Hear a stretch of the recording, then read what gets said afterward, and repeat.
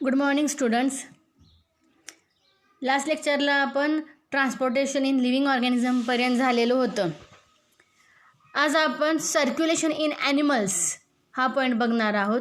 Respiration आणि circulation हे जे दोन्ही पॉईंट आहेत ते एकमेकाशी रिलेटेड आहेत आणि त्यामुळे हा जो टॉपिक आहे एकामध्येच टाकलेला आहे. रेस्पिरेशन आणि सर्क्युलेशन आज कंबाईंड टॉपिक. ओके, आता हा जो काही सर्क्युलेशन इन ॲनिमल्स हा जो पॉईंट आहे ते आज आपल्याला बघायचा आहे. In higher animals the circulation is carried out by special fluid that are the blood and the lymph आणि ब्लडच्या स्वरूपामध्ये हे सर्क्युलेशनची प्रोसेस होत असते.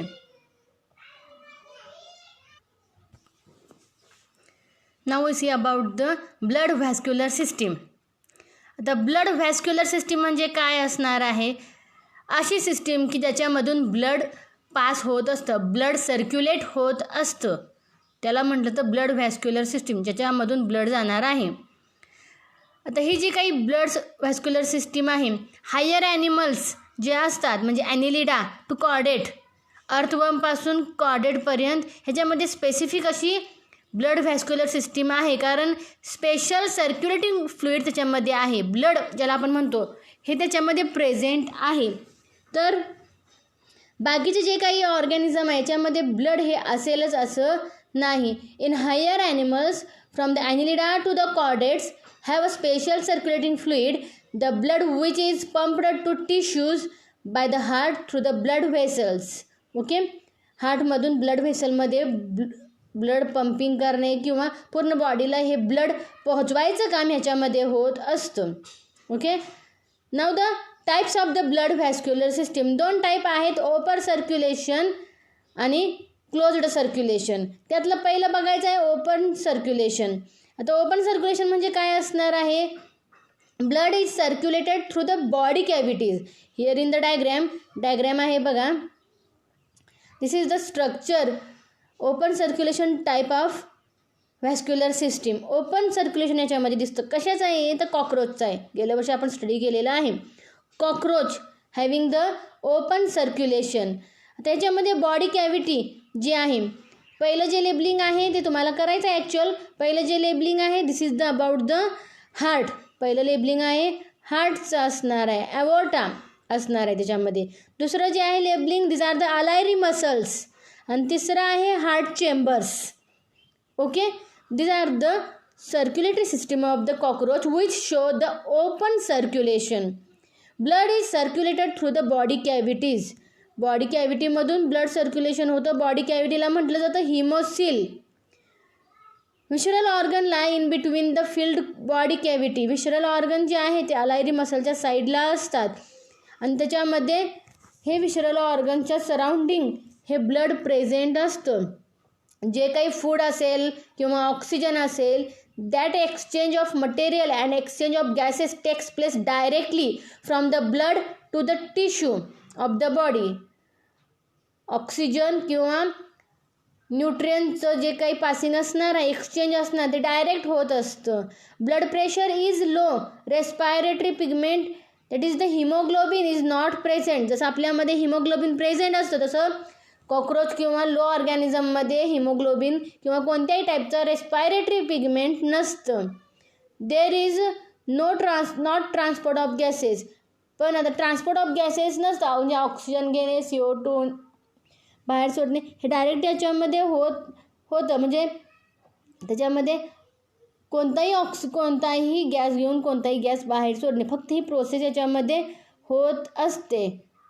ओके, म्हणजे थ्रू द स्पायरकल्स ऑक्सिजन किंवा गॅसेस घेतले जातात आणि बाहेर टाकले जातात. कशासाठी? फॉर द मेटाबॉलिझम, रेस्पिरेशनसाठी. Okay, arthropods, cockroach, mollusc that are studied. Okay, now the next आहे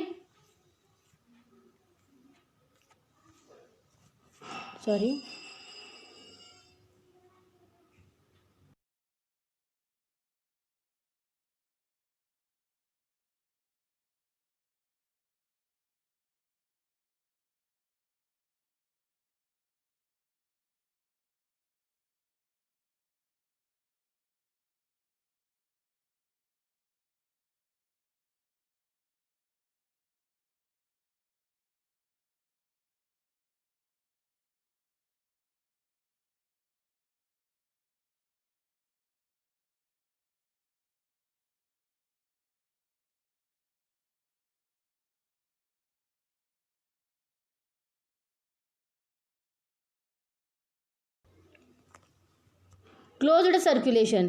next is the closed circulation. The closed circulation म्हणजे काय असणार आहे? इन ऑल द व्हर्टिब्रेट्स, म्हणजे ज्याला पाठीचा कणा आहे, in all the vertebrates the higher mollusc and annelids. मोल्युस्कमध्ये ॲनिलिड्समध्ये blood is circulated all over the body. Blood हे प्रेझेंट असतं ते टोटल बॉडीमध्ये सर्क्युलेट होत असतं थ्रू द ब्लड व्हेसल्स. म्हणजे फक्त आपण आपलं जरी एक्झाम्पल घेतलं एवढं लक्षात येईल की आपल्या बॉडीमध्ये काय आहे? ब्लड व्हेसल्स आहेत. ब्लड व्हेसल्सचं नेटवर्क प्रेझेंट आहे for the circulation purpose. Blood flows within the blood vessels and does not come direct contact with the cell. Blood हे सेलपर्यंत ब्लड काय करत असतं? जात असतं, पण डायरेक्ट सेलपर्यंत त्याच्यामध्ये डायरेक्ट कॉन्टॅक्ट नसतो ब्लड व्हेसल्सचा. Exchange of material between the blood and body tissue is through the intermediate fluid called the lymph. Blood जरी जात असेल तर ते डायरेक्ट ब्लडमधून ते जात नाही. त्या ब्लड आणि टिश्यूमध्ये असणारा एक इंटरमिजिएट फ्लुइड आहे, त्याला लिम्फ म्हटलं जातं. त्याच्यामधून एक्सचेंज ऑफ गॅसेस आणि एक्सचेंज ऑफ मटेरियल होत असतं. Blood flows with high pressure and contain respiratory pigment the haemoglobin. ह्याच्यामध्ये हिमोग्लोबिन नावाचं रेस्पायरेटरी पिगमेंट आहे for the transportation of the respiratory gases. Okay, आता ओपन सर्क्युलेशन आणि क्लोज्ड सर्क्युलेशन ह्यामधला difference तुम्हाला ॲज अ होमवर्क असणार आहे. ओपन सर्क्युलेशन आणि closed circulation, right down the difference of it. Okay, आणि जो काही डिफरन्स लिहिला तो माझ्या पर्सनल नंबरवर तुम्ही लावून द्यायचा आहे. The closed circulation can be divided into two main types, single circulation and double circulation. Circulation जे असतं क्लोज्ड सर्क्युलेशन म्हणजे एवढं लक्षात ठेवा, ओपन सर्क्युलेशनमध्ये ब्लड व्हेसल्स नसतात तर क्लोज्ड सर्क्युलेशनमध्ये असणार आहे. ओपन सर्क्युलेशन म्हणजे एक्सचेंज ऑफ गॅसेस नसणार आहे, क्लोज्ड सर्क्युलेशनमध्ये असणार आहे. ओपन सर्क्युलेशनमध्ये व्हिशरल ऑर्गन हे जे आहे ते ब्लडमध्ये किंवा जे काही मटेरियल असणार आहे टोटल व्हिशरल ऑर्गन किंवा रेस्पायरेटरी ऑर्गन हे जे काही असणार आहे ते सगळं ब्लडमध्ये फिल्ड असणार आहेत. पण क्लोज्ड सर्क्युलेशनमध्ये प्रत्येकसाठी वेगळी सिस्टीम प्रेझेंट असणार आहे. ओके, नंतर ब्लड प्रेशर ओपन सर्क्युलेशनमध्ये लो असतं तर क्लोज्ड सर्क्युलेशनमध्ये ब्लड प्रेशर काय असणार आहे? हाय असणार आहे. These are some differences between the open circulation and closed circulation. Now see about the closed circulation types. Closed circulation चे types, दोन types आहेत, single circulation आणि दुसरा आहे double circulation. See the single circulation. आता याच्यामध्ये सिंगल सर्क्युलेशन म्हणजे काय असणार आहे? The blood passes through the heart only once during the each cycle. हार्टमधून ब्लड एकच वेळा सर्क्युलेट होत असतं. जेव्हा हार्टमधून फक्त एकच वेळा ब्लड सर्क्युलेट होत असेल तर त्याला म्हणणार आहोत आपण सिंगल सर्क्युलेशन. एक्झाम्पल कसं? तर फिशेसमध्ये एकदाच होतं. तर डायग्रॅममध्ये आहे बघा, ventricle atrium. In fish there are the two chamber of heart is present. In फिशमध्ये दोन चेंबरचा, दोन कप्प्याचा हार्ट प्रेझेंट असतो, एक व्हेंट्रिकल दुसरा ॲट्रियम. ओके, आता ह्याच्यामधून व्हेंट्रिकलमधून ब्लड आर्टरीमध्ये जातं, आर्टरीमधून गिल कॅपिलरी म्हणजे गिल्समध्ये जाणार आहेत. व्हेंट्रिकलमधून आता ब्ल्यू कलरचं आहे म्हटल्यावर हे ब्लड कसं असणार आहे? Deoxygenated blood. Deoxygenated blood is pumped from the ventricle and go to the go to the gills for the oxygenation. आर्टरीमधून व्हेंट्रिकलमधून आर्टरीमधून गिलमध्ये ऑक्सिजनेशनसाठी प्युरिफिकेशनसाठी ब्लड गिलमध्ये जातं. गिलमध्ये काय असणार आहे? गिल कॅपिलरीज तयार होतात की ज्याच्यामध्ये ऑक्सिजनेशन होतं आणि ऑक्सिजनेशन झालेलं ऑक्सिजनेटेड ब्लड हे जे असणार आहे नंतर व्हेरियस बॉडी पार्ट्सला पोहोचतं. म्हणजे रेड कलरचे जे दाखवलेली आहे लाईन ती काय असणार आहे? बॉडी पार्ट्सला जातं आणि बॉडी पार्ट्सला गेल्यानंतर प्रत्येक जे काही बॉडी पार्ट्समध्ये जाऊन पोचतं ब्लड आणि नंतर तिथून मग परत CO2 गोळा करतो. CO2 गोळा केलं म्हणजे काय होणार? ते oxygenated blood is converted into the deoxygenated blood. That deoxygenated blood is collect by the vein. आता ह्याच्यामध्ये सिस्टमिक कॅपिलरीज म्हणजे काय, ब्लड हे व्हेरियस बॉडी पार्ट्सला पोहोचलेलं आहे, प्रत्येक सेलला पोहोचलेलं आहे. प्रत्येक सेलला पोहोचल्यानंतर तिथून मग CO2 गोळा करून ते व्हेनमधून ॲट्रियापर्यंत आणलं जातं, म्हणजे परत हार्टमध्ये आणलं जातं.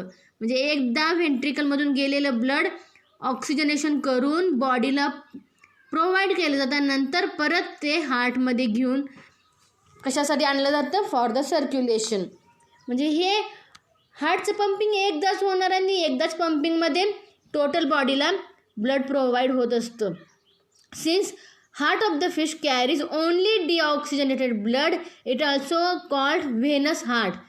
आता ब्ल्यू कलरचा हार्ट दाखवलेला आहे, म्हणजे काय असणार आहे, याच्यामध्ये डिऑक्सिजनेटेड ब्लड असणार आहे, म्हणून त्याला व्हेनस हार्ट असं म्हटलं जातं. व्हेनस म्हणजे का, व्हेन, त्याच्यामध्ये व्हेनपासून तयार होणारं, व्हेनमधून डिऑक्सिजनेटेड ब्लड हार्टमध्ये जातं, म्हणजे व्हेनचं स्ट्रक्चर त्याच्यामध्ये असणार आहे, म्हणून त्याला व्हेनस हार्ट असं म्हटलेलं आहे. This is about the single circulation. लक्षात ठेवा, हार्टमध्ये एकदाच ब्लड जातं, एकदाच सर्क्युलेशन होतं, म्हणून याला सिंगल सर्क्युलेशन म्हटलेलं आहे इन फिश. ओके, नंतर परत दुसरं सायकल होतं, एकदा झालं हे, नंतर दुसऱ्यांदा असे हे सायकल्स होत राहतात. Okay, now the next point is the double circulation. Next point is the double circulation. In double circulation, blood pass through the heart twice. Double म्हणजे काय, ब्लड जो काही हार्टमध्ये आहे तो 2 वेळा पास होत असतो. ड्युरिंग इच सायकल, एका सायकलमध्ये हार्टमध्ये 2 वेळा ब्लड पास होत असतं. आणि हे कशामध्ये दिसून येतं डबल सर्क्युलेशन, तर बर्डमध्ये आणि मॅमल्समध्ये ह्या टाईपचं सर्क्युलेशन दिसून येतं. डबल सर्क्युलेशन म्हणजे 2 वेळा होतं, म्हणून त्याला 2 वेगवेगळी नावं दिलेली आहे. एकाला दिलेलं आहे पल्मोनरी सर्क्युलेशन, दुसऱ्याला दिलेलं आहे सिस्टमिक सर्क्युलेशन. आता पल्मोनरी सर्क्युलेशन म्हणजे काय, heart pump deoxygenated blood to the lungs for the oxygenation, it called the pulmonary. Deoxygenated blood lung blood जे आहे ते लंगकडे लावून दिलं जातं. कशासाठी, ऑक्सिजनेटेड ब्लड तयार करण्यासाठी. हार्टमध्ये आलेलं डिऑक्सिजनेटेड ब्लड लंगकडे ऑक्सिजनेशनसाठी लावून दिलं जातं, त्याला म्हटलं जातं पल्मोनरी सर्क्युलेशन. आणि दुसरं आहे सिस्टमिक सर्क्युलेशन, लंगकडून आलेलं जे काही ऑक्सिजनेटेड ब्लड हार्टकडं येतं ते कोणाला लावून दिलं जातं, बॉडीला लावून दिलं जातं, त्याला म्हटलं जातं systemic circulation. The see in the diagrammatic representation. पहिलं बघूया, लेफ्ट साईडला आपण बघूया राईट ॲट्रियम आणि राईट व्हेंट्रिकल. इथं ब्लड कुठून आलेलं आहे, तर सुपेरियर अँड इन्फेरियर व्हेना केवा. राईट ॲट्रियममध्ये ब्लड कुठून आलेलं आहे, सुपेरियर अँड इन्फेरियर व्हेना केवा. हे काय आहे, तर व्हेन्स आहेत, जे बॉडीकडून येतात. आता बॉडीकडून ब्लड आलेलं आहे म्हणजे कसं असणार आहे, डिऑक्सिजनेटेड ब्लड असणार आहे. Superior and inferior vena cava are the blood vessels which carry the deoxygenated blood and that are go to the right atrium. Right ॲट्रियमकडून नंतर राईट व्हेंट्रिकलकडं, आणि राईट व्हेंट्रिकलकडून कुठं जाणार आहे, पल्मोनरी आर्टरीमधून लंगकडं जातं. पल्मोनरी आर्टरीकडून लंगकडं गेलं म्हणजे कशासाठी, फॉर द ऑक्सिजनेशन, प्युरिफिकेशनसाठी, ऑक्सिजनेशनसाठी जातं. मग लंगमध्ये ऑक्सिजनेशन होणार आणि तिथून मग हे जे काही ब्लड आहे ते पल्मोनरी व्हेनकडून लेफ्ट ॲट्रियममध्ये जातं. पल्मोनरी व्हेनमधून लेफ्ट ॲट्रियममध्ये जातं. लेफ्ट ॲट्रियममध्ये ब्लड कसं असणार, आता ऑक्सिजनेटेड ब्लड असणार आहे. लेफ्ट ॲट्रियममधून लेफ्ट व्हेंट्रिकलमध्ये, आणि लेफ्ट व्हेंट्रिकलमधून डॉर्सल ॲवोर्टा, म्हणजे अशी ब्लड व्हेसल की जी बॉडीला जाते. लेफ्ट व्हेंट्रिकलमधून बॉडीला जाणारी ब्लड व्हेसल म्हणजे डॉर्सल ॲवोर्टा. डॉर्सल ॲवोर्टाकडून बॉडी ऑर्गन्स म्हणजे पूर्ण बॉडीला पोहोचवलं जातं ब्लड, आणि नंतर बॉडीला ऑक्सिजनेटेड ब्लड जाऊन पोचलं म्हणजे त्याच्यामध्ये काय होणार आहे, ऑक्सिजन दिलं जातं आणि CO2 घेतलं जातं. म्हणजे आता हे काय झालं, बॉडी ऑर्गन्समध्ये ऑक्सिजनेटेड ब्लडपासून डिऑक्सिजनेटेड ब्लड तयार होणार. आता हे डिऑक्सिजनेटेड ब्लड कोण कलेक्ट करणार, सुपेरियर अँड इन्फेरियर व्हेना केवा, की जे राईट ॲट्रियममध्ये परत जातं. म्हणजे हार्टमध्ये 2 वेळा ब्लड जातं. एकदा लंगमधून हार्टमध्ये जातं आणि एकदा बॉडी ऑर्गनमधून हार्टमध्ये जातं. 2 वेळा हार्टमध्ये या ब्लडची मूवमेंट होते. ब्लडचं सर्क्युलेशन 2 वेळा होतं, म्हणून त्याला डबल सर्क्युलेशन म्हटलं जातं. मग ते पल्मोनरी सर्क्युलेशनद्वारे असू देल किंवा सिस्टमिक सर्क्युलेशनद्वारे असू देल. Human heart show double circulation. Human heart show double circulation. हार्टमध्ये 2 वेळा ब्लड जाणार आहे, त्यामुळे त्याला डबल सर्क्युलेशन असं म्हटलं जातं. ओके, नेक्स्ट लेक्चरला आपण सर्क्युलेटरी सिस्टीम इन ह्युमन बघूया. थँक्यू.